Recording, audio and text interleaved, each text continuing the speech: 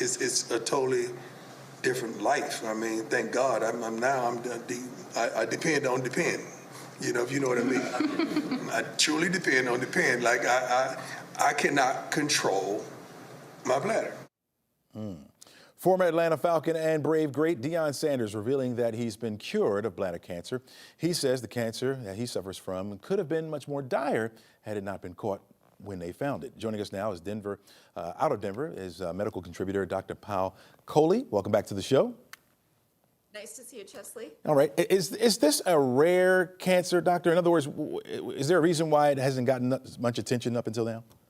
You know, it's interesting. It's actually much more common than you think. Men are about 3 times as common as women to get it, and we think it's because of hormonal effects on the bladder.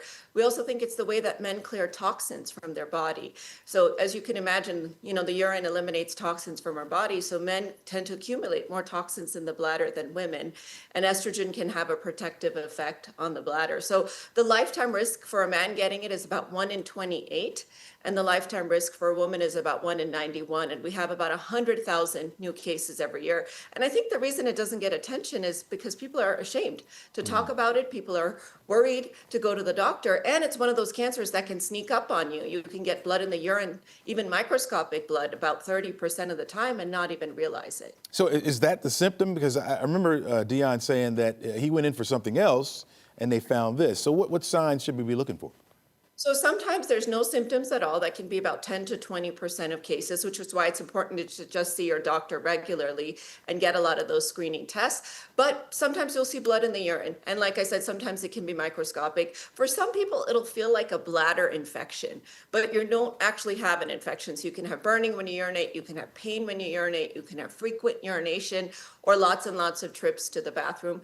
Anytime you see gross blood, meaning you look in the toilet bowl and you see blood in your urine, that is never normal. So that requires an immediate trip to the urologist or to the doctor. But even if you're having some funny symptoms with the way that you're passing urine, as you get older, prostate issues can be common too. It's really important to get it checked out. Yeah. Deion Sanders, a public figure, obviously. Is there anything about his medical journey that stands out to you? You know, he's had his share with his vascular issues with his toes, and now, of course, with this bladder cancer. What I am happy about is that even though his cancer hadn't invaded the wall of the muscle, so he had a high-risk type of bladder cancer, but it hadn't actually invaded the wall of the bladder. It was just within the lining of the bladder. So it made it sort of a lower stage of cancer. He went ahead and picked the option of taking the bladder out completely, which is curative. Now, he could have stuck with the option, what's called a bladder-sparing surgery, bladder-sparing treatment where he keeps the bladder, gets chemotherapy in the bladder, gets a surgery done where he shaves off the inside of the bladder, but certainly that's higher risk for recurrence. So I think his choice was a good one. I do think he's going to have some lifestyle changes after that. It's very challenging to live with the neobladder. They've put a piece of intestine and reconstructed it into a new bladder for him. And you can imagine that works completely differently than your own bladder. But I do think is raising awareness of this, especially in Black men who often are afraid, don't trust the system, are afraid to go to the doctor. It's really an important takeaway lesson. Yeah, I was going to ask you if there is one takeaway for families watching the story. What should they remember about bladder cancer? They should remember that we don't normally screen for bladder cancer. So colon cancer, prostate cancer, breast cancer, cervical cancer, these are cancers we normally screen for.